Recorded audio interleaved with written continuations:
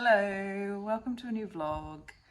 I am doing the TBRathon hosted by Leandra, the TBR0.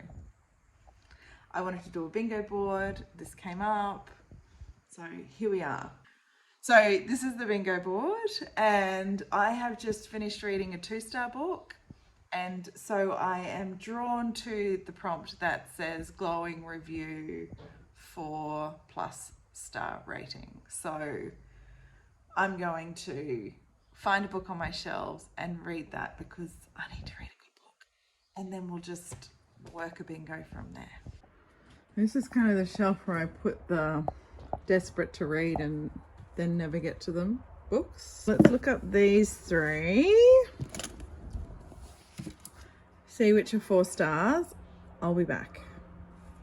Okay, so this is out. This just came in at 3, whatever. I know Demon Copperhead is here. I know, but it's big, and I just can't commit to it right. Okay, I picked this one. I love Sarah Winman. Tin Man was just a joy and delight to read, and yeah, I feel like this is going to be a good book. I don't do much with kind of World War books. I'm not into them. I've read a lot of them. I think we all have. And even though this is about that time in history, I think it's going to be more about, I don't know, just 2 people coming together. So we'll see. What a delightful start to the book. I just had to say something. These 2 women sitting eating rabbit for lunch, drinking wine. There's shells going off. There's a bomber flying overhead. And I immediately transported to this beautiful place in Tuscany with these 2 women kind of doing them despite what's going on around them. Delightful.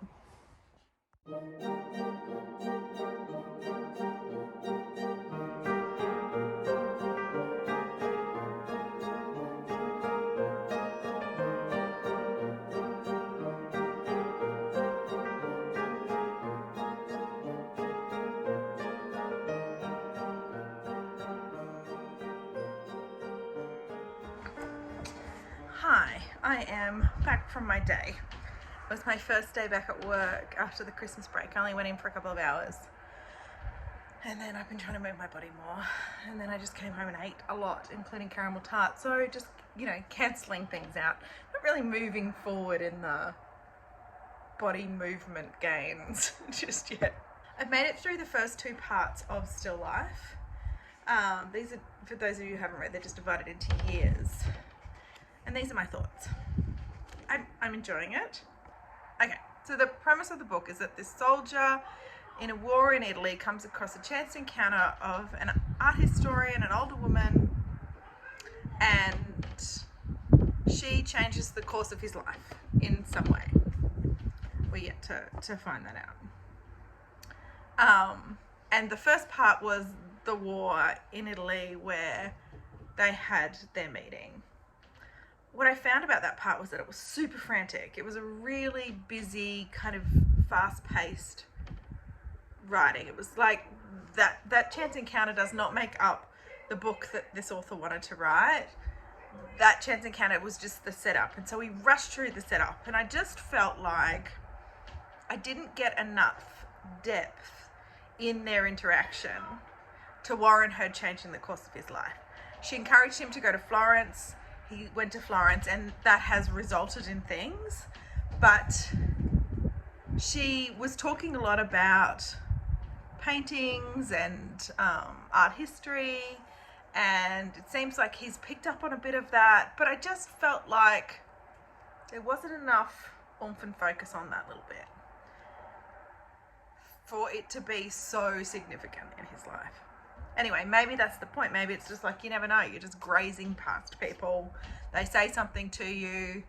You visit the place that they recommend, and then, things unfold. Maybe that's the point. I just felt like it was just really rushed. The second part, when he goes home after the war, just loved it. I loved meeting his friends. I loved going back into old life with him. Yeah, I loved it very much. And I'm very excited to see what unfolds in the next part. He has this friend, Cressy, who I adore, And yeah, look, I'm not going to share too much in case you haven't read it, but I just kind of, I feel like in the first part too, and even in the second part, I was led through a lot of doors where there was nothing on the other side, and so I'm wondering whether all of those things come back into play. The bird on the front cover is, I'm thinking, is significant. So I'm just in that stage when you read a book where it's like, okay, why are you taking me here? Why are you telling me this? What significance does this have? And hopefully in this bit, all will be revealed. So I'm just going to sit here with my cup of tea and read the next part and just, yeah, keep getting through it. I'm really enjoying reading at the moment. I woke up this morning and read straight away, which I have not done that in just forever. I can't even tell you how long. It felt really nice. It was a beautiful way to start the day. Yeah. But we all know that, don't we? I've also got this thing that I got given forever ago by my children. Oh, I lifted weights. It's hard to get out of a chair. It's like a little book pillow. And you just pop the book in the thing. And I found myself just looking down a lot because I just lay my hands down, and now I look straight ahead. It's very comfy. So this is where I'm going to be for a while. I will see you when I have more thoughts.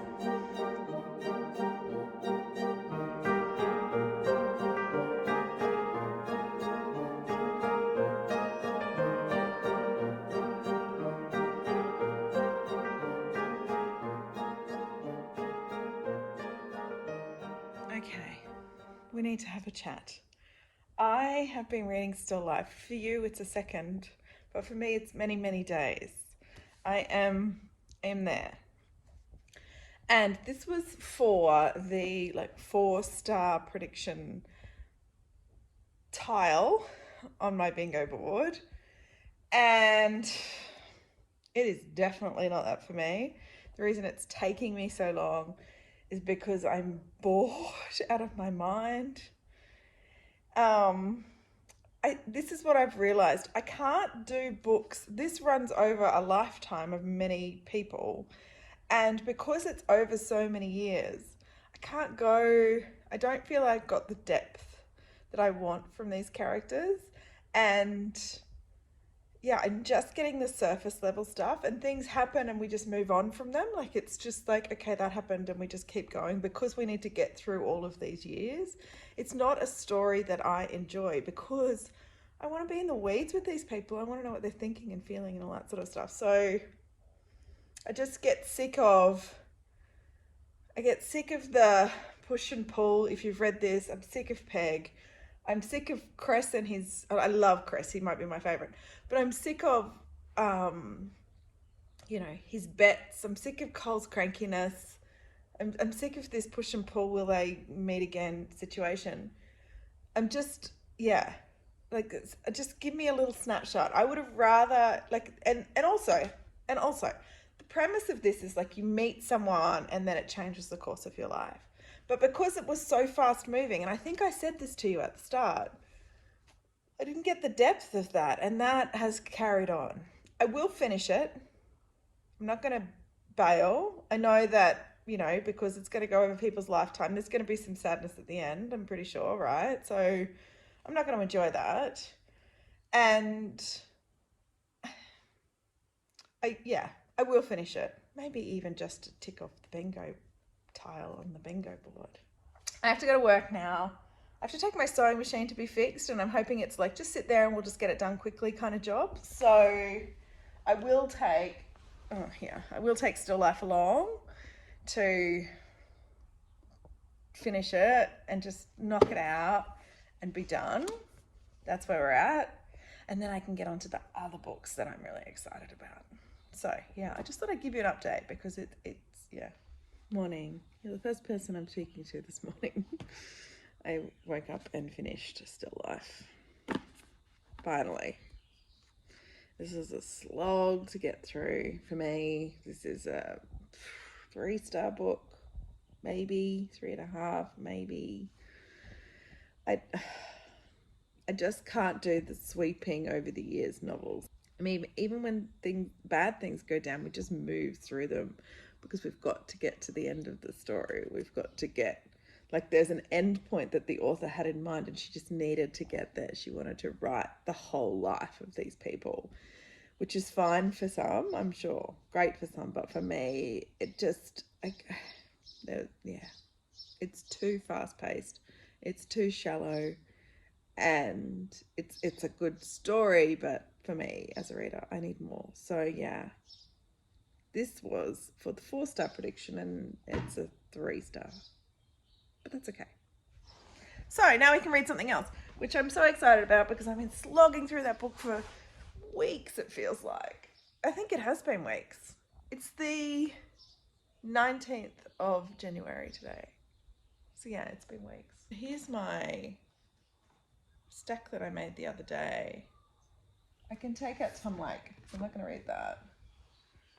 So here it is. The other 4 I need to do to get the bingo on the board, and I've got my hand on the one that I'm definitely going to read. I've been dying to read this for a while.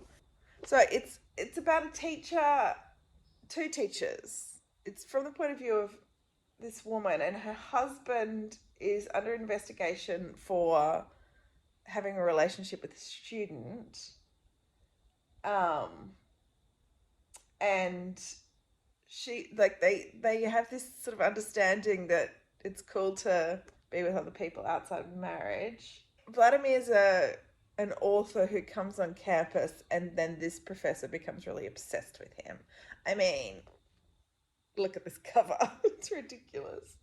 But I don't know, it's the way that it was spoken about in the podcast that I listened to, Chat 10 Looks 3, was that it was just this real edgy kind of shocking, I think, book.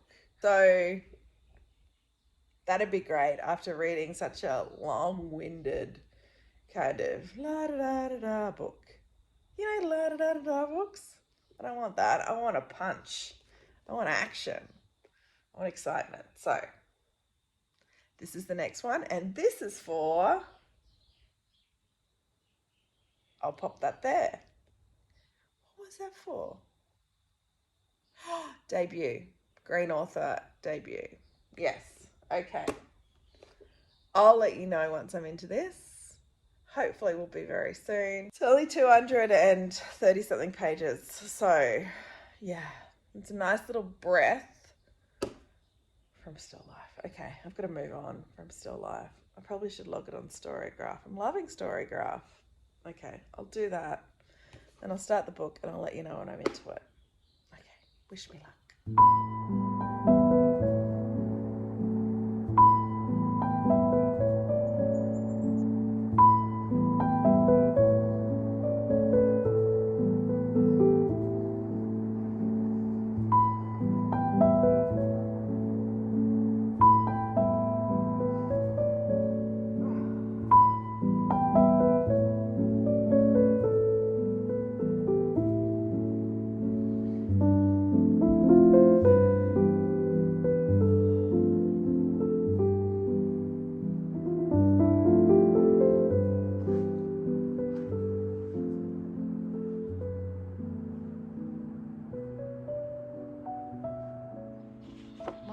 I just finished this book in a day.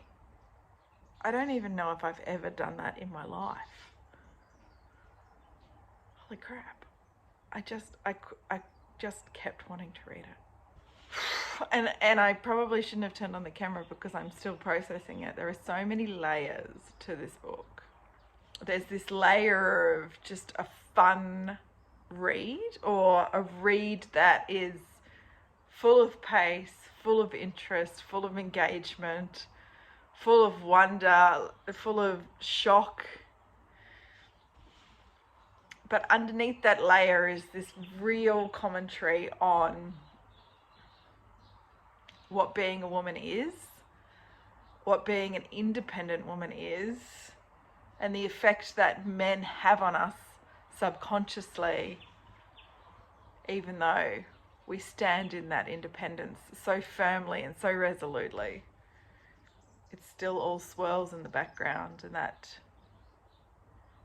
hold that men have over us through their comments, through their gaze, through their power. It's great. God, this is a good book. It makes you, I don't know, there are so many things that I need to think about, that I need to question. The narrator of the book is a woman whose husband has been accused of sexual misconduct with his students, though all of the students were of age, and when the college they worked for banned it, he stopped doing it. That's the argument, right? They had an arrangement in their marriage, that they would see other people, they could see other people, and she and him created this marriage that allowed for both of their independence. Her voice is this voice of this woman with such strength and control, and then I won't do any spoilers and let you know, but that's challenged, and she challenges herself in all of it, and she challenges me as a woman who is married but is also forging who she is, who is not going to conform to marriage that means I am owned by a man or any of that stuff. I could relate a lot to what she was talking about in terms of being an independent woman in her marriage, though some of it definitely not. So I felt like she was this kind of mentor she's an older woman, so it was this kind of mentorship around, where this could go.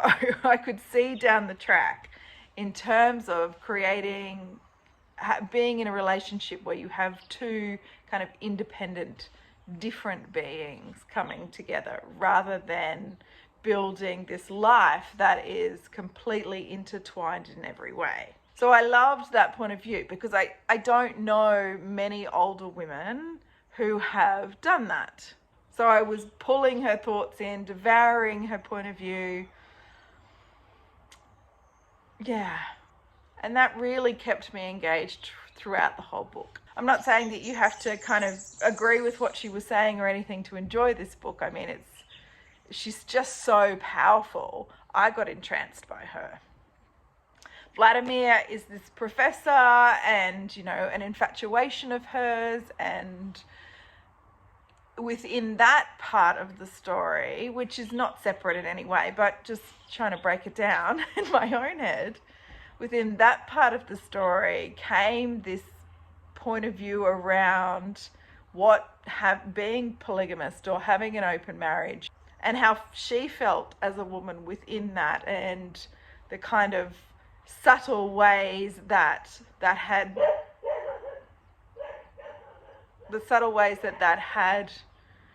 moved her or changed her or altered the way that she showed up. It was exciting, it was surprising, it was shocking, it was interesting, and I feel like it's something that I would definitely reread in order to get below the layers, in order to hear her voice. There's a lot of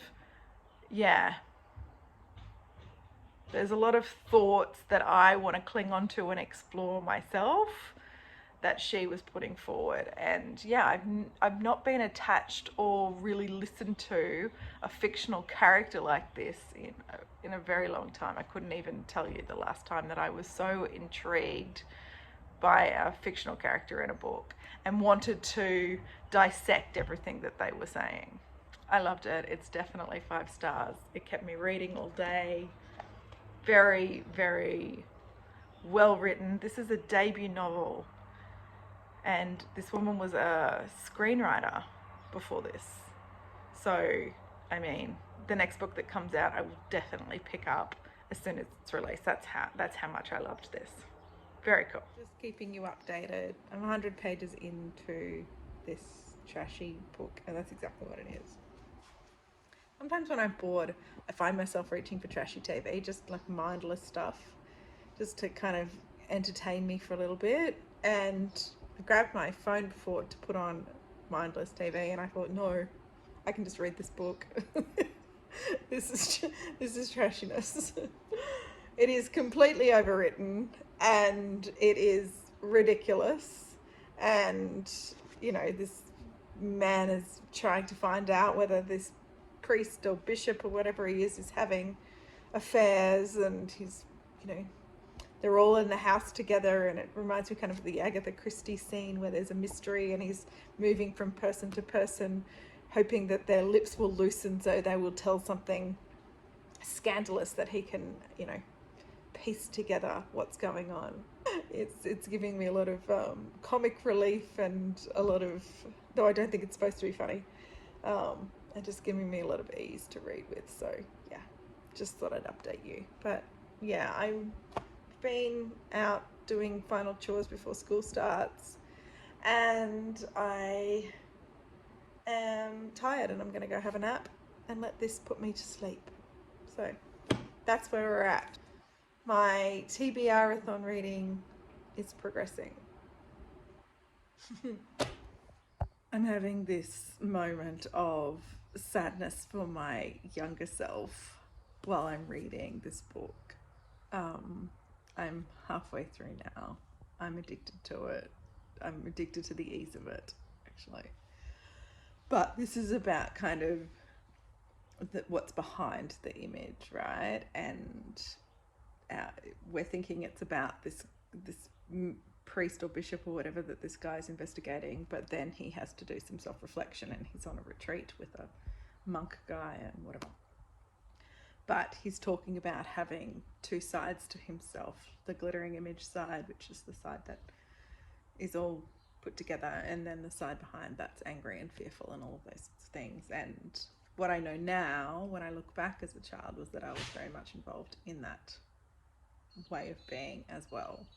And I saw everyone around me do it, and which is fine.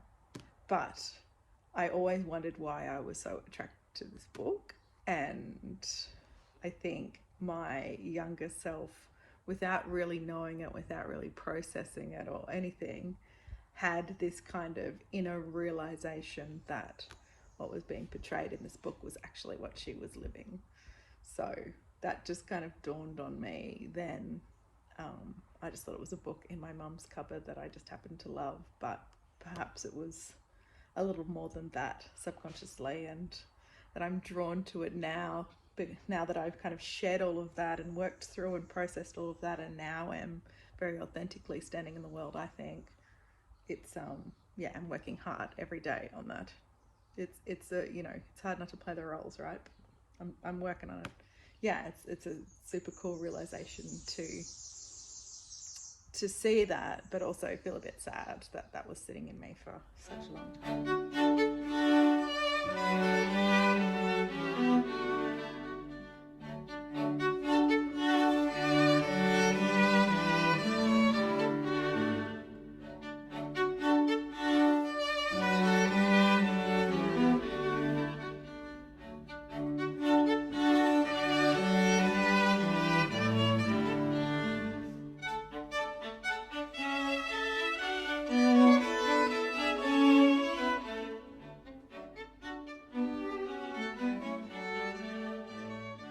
Finished it. I'll put the prompt here that this is for, because I don't remember because I've been reading it for so long. It was a good romp, and we've spoken about my connection to it, and it played out as a good romp should, and that's the end. I actually looked up the rest of this series, which I looked at the books that I have.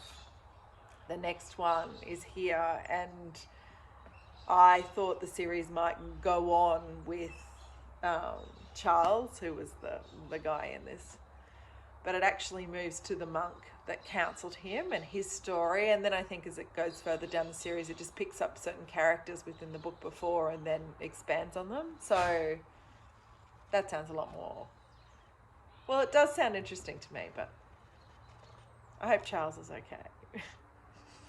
So yeah, there's another prompt ticked off. So this is where I'm at on the board. I need to go and have some breakfast and stuff, and then I'll speak to you when I've picked up my next book. We're on the 28th 8th of Jan. So I've still got 2 prompts to go, and I've picked 2 larger books for those prompts. So I might need to do some reshuffling to see if I can get this done by the end of January. But we'll work that out after I eat something. Okay, it's later now. It's 2 o'clock in the afternoon. I left you for breakfast, didn't I? I had a psychical session with a beautiful woman on Zoom, and I've been cooking for the week. It's been epic. And I've been swimming. And now I find myself with a bit of space this afternoon to read. I've still got some more cooking to go, but we have a little break. So I've done some reshuffling of the TBR for this TBRathon. So it's the 28th of Jan. So I've got, 4 days to get some reading done.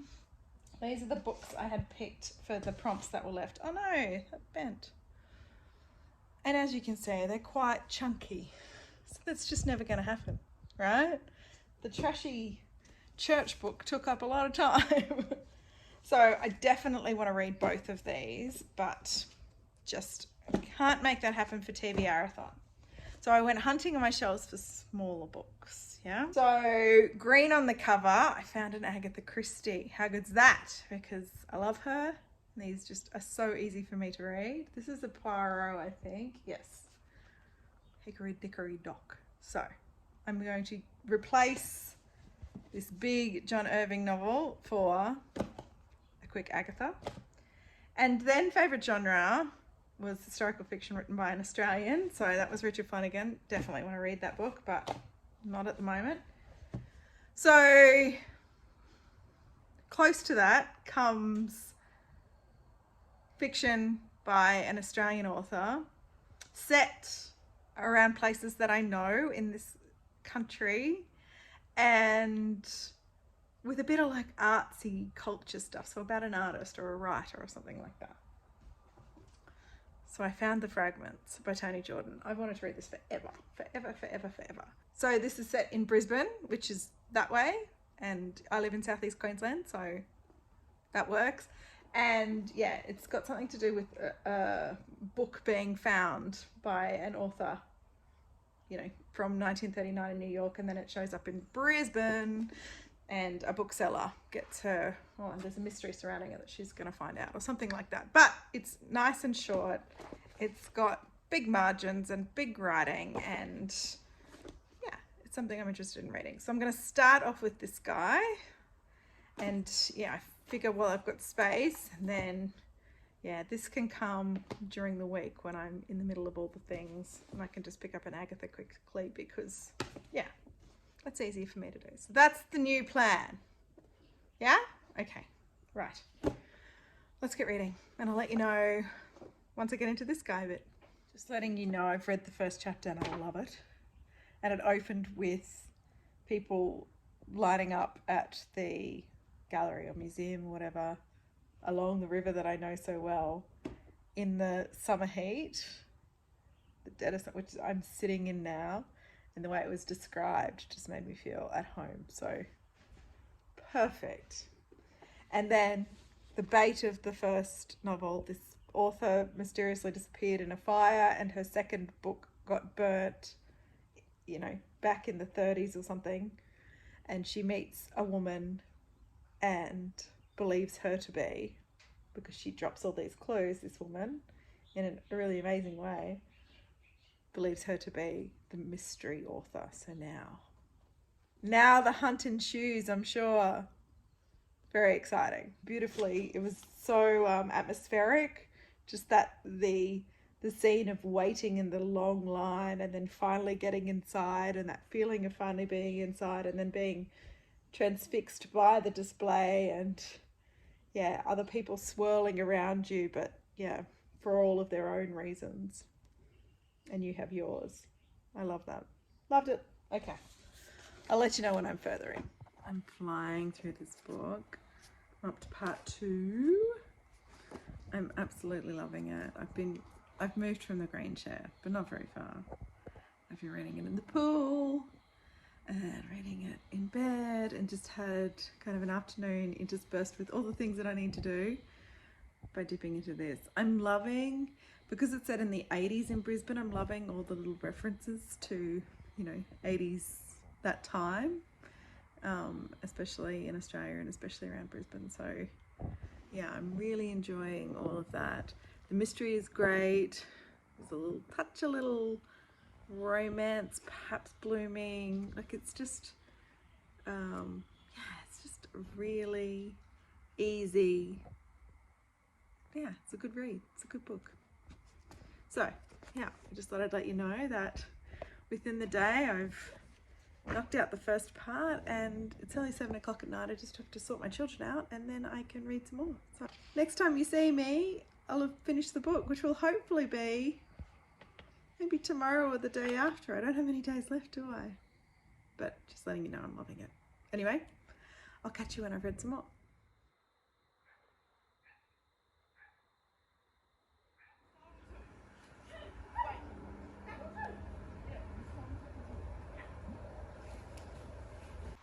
Well, I finished it just then. I loved it. I loved everything about it. It's a mystery without being all mystery-ish. And it's just, it keeps you reading, it's intriguing. It's a dual timeline, so you have like Brisbane in the 80s and then you have New York City in the 30s, and normally I don't do those dual timelines very well, but they were intertwined so well. One was feeding the other.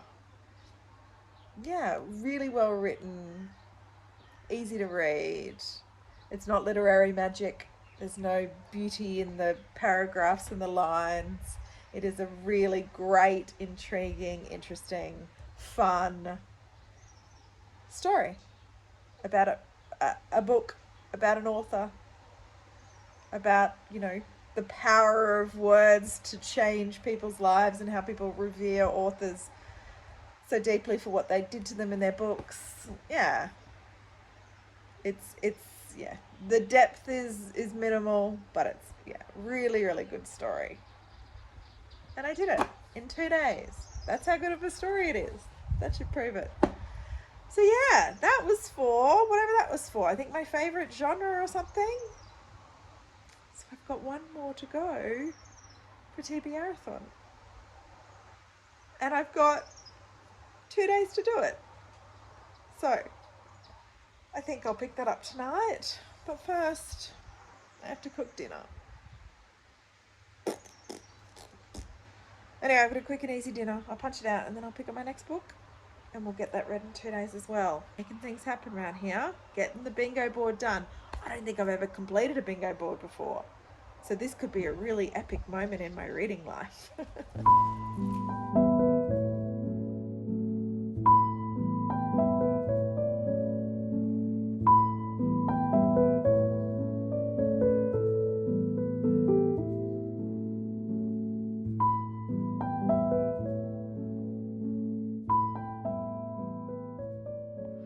Now, I have to confess that it is the morning of the 1st of February and I've only just finished Hickory Dickory Dock. I nearly got there. I couldn't quite, but I did this morning with purpose, like it was my intention. So this is the last of the bingo board. So my bingo board is complete. I think I swapped this out for green on the cover. So I did it. This was okay. It was one of my least favourite Agathas. The characters kind of floated through rather than there being this kind of sort of in-depth, connected story, murder story brought to life kind of thing. It was just a lot of characters that were set in a boarding house. So yeah, I like it when there's just a few people around and you have to kind of work it all out, and each character has their own way of showing up in a really intentional way, whereas these guys just kind of moved all around the story. So anyway, done. Bingo board, done. I'm so excited because I don't think I've ever actually done this. I've started a lot. I've never actually completed any, and nearly within the time frame as well, which is super surprising and cool. I'm pumped now to do many more bingo boards in the future, but it made me pick up books I wouldn't normally pick up. I've been tossing up this idea of reading with whim and not kind of being directed in my reading. But the games are so fun, and I've picked up books that I wouldn't normally pick up, and off my shelves too, which makes such a difference because I have so many books on my shelves and I need to read them. And if this is a way to, I get kind of overwhelmed standing in front of bookshelves to know where to go and which book to pick up. But these kind of games give you direction and how to do that and how to work your way through your shelves. And I see that now. So I will be doing many more of these. I hope so. I love a good bingo board. Anyway, thanks for joining me in this fun little book game I played over January. I have had a lot of fun. I'll see you in the next one.